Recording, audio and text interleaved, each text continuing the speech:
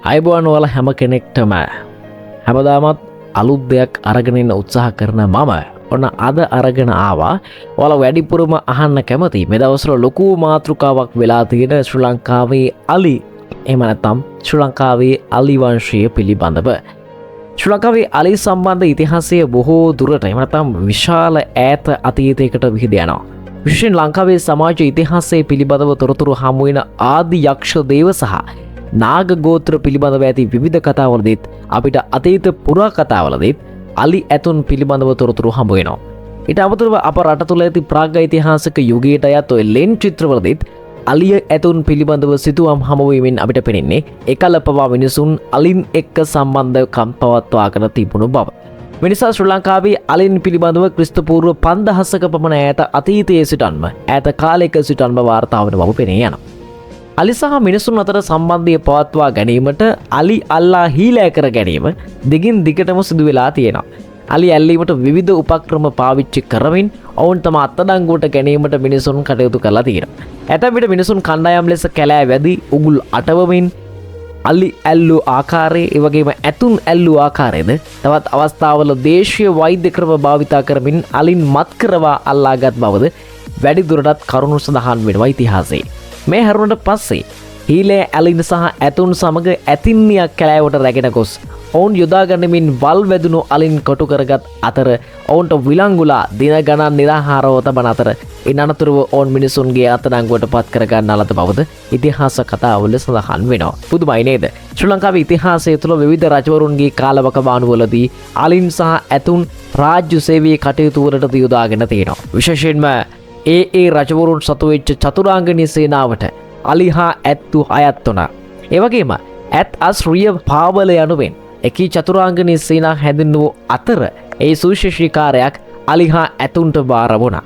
අපේ පැරණි සාහිත්‍ය කෘතිවලත් ඒ බඳු තොරතුරු රැසක් අපිට හම්බ වෙනවා. 550 ජාතක පොතේ කුස ජාතකයේදී සත් රජුන්ගේ සේනා ආක්‍රමණය කරන අවස්ථාවේදී අලි ඇතුන් සිටි බව බුත්සරණ නම් වූ පොළොන්නරු සමයේ රචිත කෘතියේ නාලාගිරි දමනේ නාලාගිරි ඇතා බීමතින් බුදුරදුන් වෙත පැමිණි ආකාරයත් සඳහන් වෙනවා.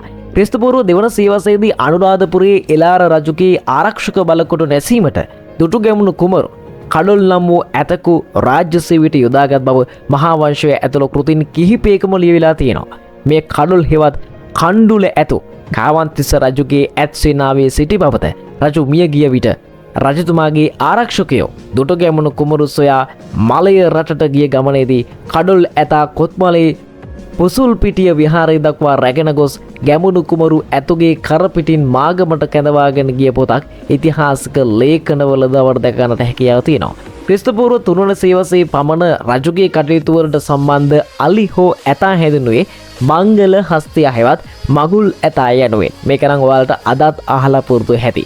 කුස් ජාතකයේදී රජුගේ ඇතා සිටින ස්ථානයේ වෙන්නේ ඇත් හල විදියට තමයි හඳුන්වලා තියෙන්නේ.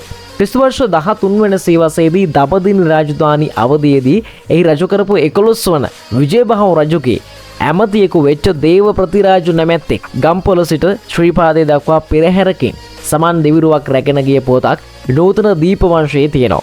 එම දෙවුරුව සකස් කොටගෙන යන ගමනේදී ගම්පොළ කණාමැදිරි හොයපතින් අලි ඇතුන් ජා හැකි වන පරිදි පාලමක් හැදූ බවද පෙරහැර ඊමතින් ගමන් කළ බවද වැඩිදුරටත් ඉතිහාසයේ සඳහන් වෙනවා. මේ සමයේදී විසු සාහිත්‍ය දරයෙක් වෙච්ච මයුරපාද පරිවිනාධිපතිව වැඩවිසු බුද්ධපුත්‍ර හිමියන් පූජාවලිය නම් වූ මහා ග්‍රන්ථය රචනා කිරීමෙන් පසු එය ඇතකු පිට තබා රාජකීය පෙරහැරකින් රැගෙන ගිය බවද කියවෙනවා.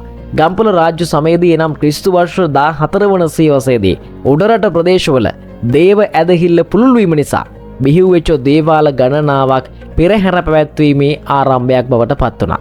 එම පෙරහැරවලට අලි සහ ඇතුන් පිට නැගී රජු හා විවිධ නිලයන් දරු නිලමක්කාර ද්‍රවිඩ ජනයා සමග පෙරහැර පැවැත්වූ බවද අපට දැක ගන්නට ලැබෙනවා.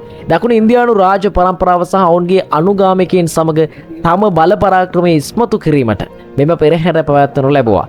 මිනිසා අම්බැක්ක වේගිරිය ලංකාතිලක ගඩලාදිනිය වල්වාසගොඩ ගණේගොඩ හිඟුරන් කෙත සහ දොඩන්වල යන ස්ථානවල මේ විදිහට පෙරහැරවල් ආරම්භ කරලා තිබුණු බව තමයි ඉතිහාසයේ සඳහන් වෙන්නේ. ඒ වගේම 15 වන සියවසේදී කෝට්ටේ යුගයේදී දෙමළ බලය තවත් ස්ථාපිත වුණ අතර දෙමළ සමාජය විසින් අප රටට ගෙනනු ලැබූ සංස්කෘතිකාංග තවත් පුළුල් වුණා. ඒ අනුව සමාජයේ විවිධ උත්සවවලට අලි සහභාගී වන හැටි අපට දැක ගැනීමට හැකියාව ලැබුණා. එකල රචිත ගුත්තිල කාව්‍යයේදී ගුත්තිල මූසල වීණා වාදනය ඇසීමට ආපු සතුන් අතර අලි ඇතුන් නිසල්මනේ වීණා නාදයට කන් දුන් බව සඳහන් වෙනවා. මහනුවර රාජධානි සමයේදී විශේෂයෙන් නරේන්ද්‍ර සිංහ රජුගෙන් පසු සිංහල රාජ්‍යත්වයට පත් වූ දෙමළ වඩුග පරපුරේ නායක්කාර රජවරු උඩරට දෙමළ සංස්කෘතිය ඉතා පුළුල් ලෙස ප්‍රචලිත කළා. ඒ කාලයේ සිට දේව ඇදහිල්ල බෞද්ධ සංස්කෘතිය තුළට උරාගෙන සම්මිශ්‍රණය කළා. ඒ ප්‍රතිඵලයක් විදිහට තමයි පෙරහැර පැවැත්වීමේ ක්‍රමය දළදා පෙරහැරට ඇතුළු කළේ. දකුණු ඉන්දියානු සංස්කෘතියෙන් ඔප්නැම්ගෙන ආකාරයට තමයි එකල මේ දළදා පෙරහැර නිර්මාණය වෙලා තිබුණේ. දළදා කරඬු අලි ඇතුන් පිට රැගෙන යාමත් එහි අංගයක් බවට පත් වුණා. ඒ නිසාම මහනුවර දළදා පෙරහැරේ අලි සම්බන්ධව කටයුතු කරන නිලධාරියෙක්ද එකල පත් කළා. ඔහු ගජනායක නලීමේ කියලා තමයි හඳුන්වන්නේ. දෙමළ රාජකීය කාන්තාවන් පෙරහැරේ ඔසවාගෙන යන රන්දෝලිය දළදා පෙරහැරට ඇතුළු කළේ අන්න ඒ නිසා. ක්‍රිස්තු වර්ෂ 5 වන සියවසේදී බුද්ධඝෝෂ හිමියන් ලංකාවේදී පාලි බස ඉගෙන හෙළ අටුවා පාලියට පෙරලා ඉන්පසුව ලක්දිව තිබූ සියලු අටුවා පොත් ගොඩගසා ගෙන තැබූ බව මහවංශය කියනවා. එයිදී එම පොත උපමා කරගන්නේ ඇතුන් 7 දෙනෙකුගේ උසට අටුවා පොත් ගොඩගසා තිබුණු බවයි. මේ ආකාරයට උස පිළිබඳ මිනුම් සඳහන් කිරීමටද අලි උපමා කිරීමෙන් පෙනෙන්නේ මිනිස් ජීවිතයට ඒ තරමටම අලි සමීප වුණු බවයි. ඉතින් මේ තමයි අලින්ගේ කතාව. ලංකාවේ අලි වංශය පිළිබඳවයි අපි අද කතා කළේ. එහෙනම් අයත් හමුවෙමු අලුත් වීඩියෝ එකකින්. මම චමෝත්. ජොයි වේවා ඔයගොල්ලෝ හැම කෙනෙක්ටම. Jamod Dilshan, the presenter.